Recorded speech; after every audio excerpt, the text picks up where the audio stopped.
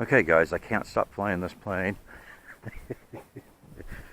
This is still the same morning from when I performed the maiden. The wind's starting to pick up, so I wanted to get one last flight on it before I have to call it quits, because we are forecast to have another week of unrelenting wind after today. So I'm trying to take advantage of it. So I haven't even, since this is the same day, you're going to see quite a lot of flight videos of this before I have a chance to add some right angle to that motor. But anyway, it's handling pretty well even without it. All right, let's launch.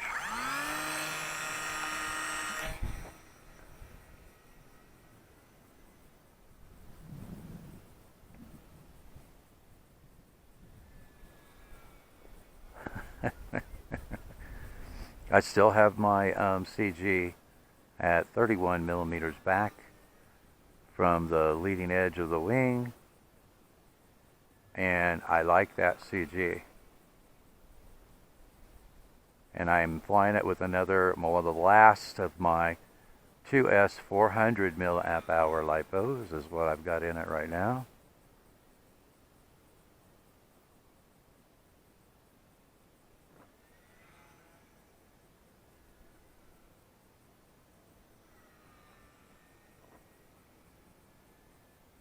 It's just a little breezy out right now, more so than it was in the last couple of flights.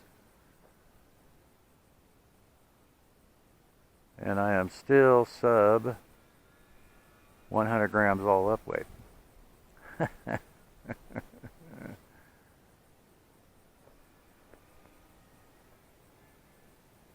What a fun little plane though.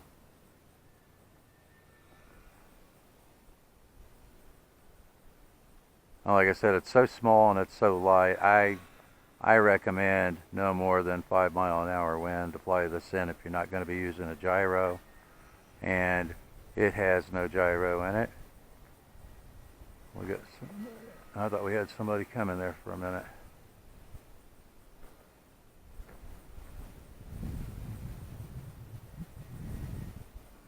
So maneuverable, guys.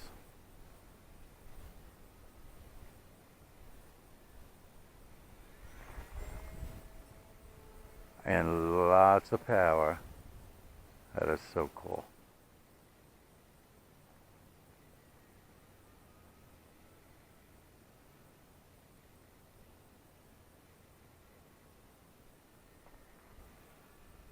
I'm flying a little bit faster than I was in the past couple of flights because of the wind.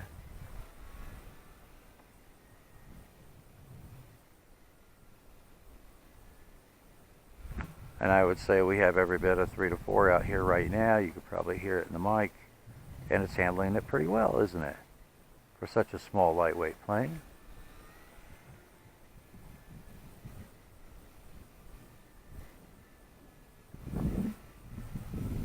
The colors on it are pretty wild, but it makes for good visibility in the air.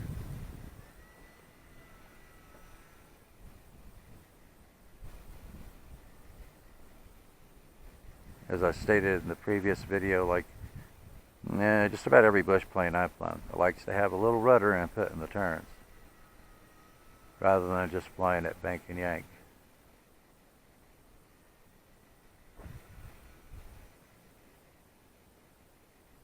And sometimes I put in a little too much rudder.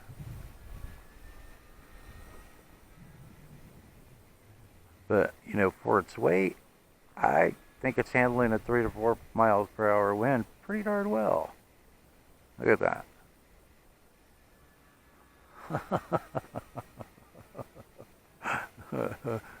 I told you I just can't stop flying this plane.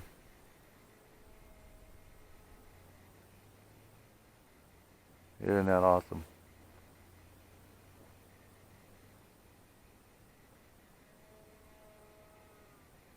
Big wide loops, no problem whatsoever. Yeah, so this power system has so much power, and it's starting to hit some wind now. I launch it at 50% throttle, and it takes right off. Woo, that's some wind.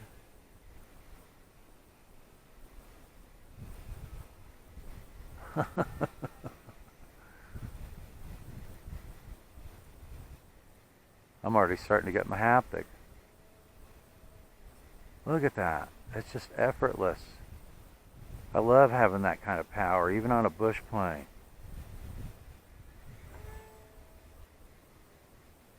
Pretty axial rolls for a bush plane. Yeah, I think it's balanced really well at 31 millimeters back from the lean edge of the wing.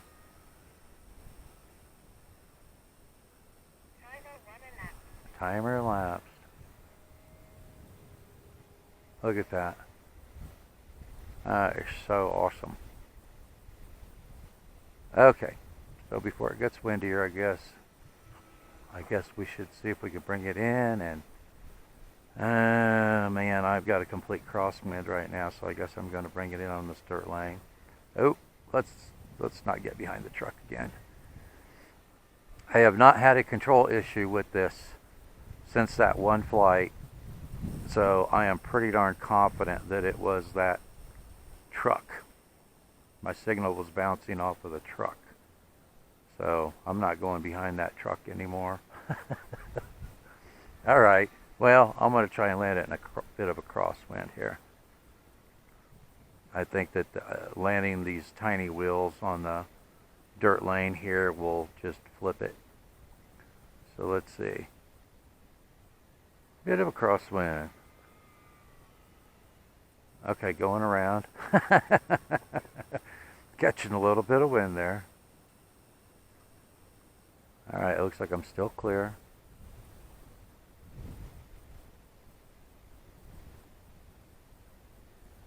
See if I can get it down.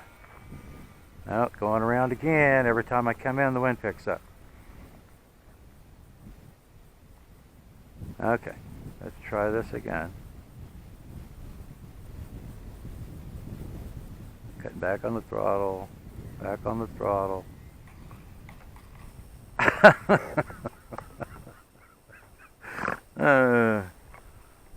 Oh well, not bad for a little sub-100g plane and a crosswind coming in for a landing. Alright, so I am just having an absolute blast with it.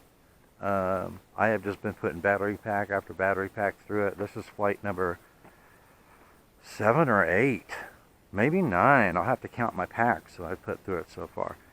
But I'm really liking the way this plane is handling with the setup that I have on it. The dual rate, the expo, the amount of movement in the control surfaces, and the amount of power this has. It's just so much fun. Okay, well, after 8 flights and having this pretty well tuned in, the only thing that I really have left to do on this aircraft is put a little more right angle in the motor, and then I won't have to have any aileron trim whatsoever, and my roll rate to going counter torque will be the same rate as going with the torque. So I still don't have any trim in my rudder or my elevator. It's all mechanically trimmed. The only thing that I put in to the rudder was I put in some differential because I wasn't getting it moving to the left as much as I was getting it to the right. So I did put in a little differential on the rudder to get symmetrical movement on the rudder, and that's pretty typical for whatever reason on rudders, but that I've seen so far. But absolutely fantastic. I highly recommend this as a bind in flight kit. I understand that some of you want to have a gyro in it so that you can fly it in some wind. You don't have to buy the bind in flight kit. You can always, they do make the micro receivers that are basically the same size, same number of channels, has a 2S 7 amp brushless ESC and a gyro built into it. They do make those. So that's always an option. You could always get the airframe and then put in your own electronics, your own prop, your motor, servos, and have a gyro. And later on I may be testing one of those receivers that has a built-in gyro in this specific plane. But I am very impressed with the way this plane handles, the weight, the fact that it's sub 100 gram, I'm completely impressed with. I'm very impressed with the power system that they put on this. I think the electronics that they selected for the bind and fly kit is one of the best matches for a specific plane that I have flown so far as factory planes. I mean, I don't have any complaints about the performance or the stability or the handling of this plane whatsoever. And I was absolutely amazed at how much aileron authority that I had. And you know, usually I end up having to modify ailerons on planes to get enough aileron authority. So I'm not going to have to modify any of that on this plane. The only thing that I was unhappy with on the bind and fly kit was they should have, I think that they should have included one of these props in there instead of that large, you know, large paddle orange 5x3 ABS two-blade prop that had the little rubber band adapter. I think they should have included a T-mount prop, one of these 5x3 T-mount props on it, and a little tail wheel. You know, those are the only complaints I had. Oh, and I forgot to mention the canopy on this. I just have it friction fit. It just pulls right off, but it fits in there tight enough that I haven't had to fasten it down or anything. And you saw the aerobatics and the amount of wind I was flying it in, and it stayed right there. Now what I will probably do is probably put a little magnet on the front of it to make sure that, you know, it doesn't fly away on me. But I put 8 flights on it so far, and it's just been a friction fit. I guess that's the way it came, you know, it was just friction fit, and so far it's worked out really well, but it's foam and it's going to wear out over time. It's not going to fit as tight. So I would say you do need to fasten it somehow, and I think what I'll do is just put a magnet on the front of it to hold the back of it's not going to come up. The only part I'm worried about is the front of the wind getting underneath the front of the cowling and peeling it off. But other than that, I'm extremely happy with this plane. And I spoke about the landing gear in one of the videos, and although, you know, these tiny wheels don't work very well out in the area where I have to land, but if you're on a smooth surface, you're going to be able to take off from the ground with this really easy. This is a really robust, really good landing gear that they put on here. Much better than I see on the vast majority of these micro aircraft. I was pretty impressed with that. I mean, they roll really well. So if you've got a smooth surface, you're not going to have any problem taking off from the ground with this. So anyway, that's my conclusion. I highly recommend the bind and fly kit. If you really want a gyro in it, then you could either replace the receiver that comes with the bind and fly kit, or just order it with the power. So I think you can order it with just the power system without the receiver, and then install your own receiver. I think they offer an option for ordering a kit that has everything but the receiver. So you might be in business with that. So then you could just select your own micro receiver that has a built-in gyro, as well as, you know, brushless ESC if you don't want to put an external ESC on it.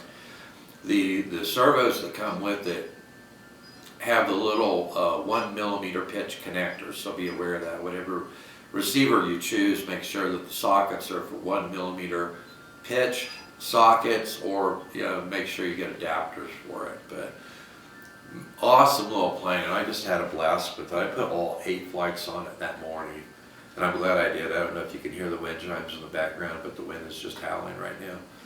And it looks like it will be for the next week. So I'm glad I got this in here. So the next time I take it out, I will have some additional right angle in the motor so that I can take the trim out of the ailerons. Then I'll test the right roll with the left roll, make sure that they're symmetrical. But that's the only thing I have to do to this, other than, you know, put a little fastener on the nose of that. Awesome. Took a little time to build it, but it was well worth the effort. So thanks for watching, and I will see you in the air.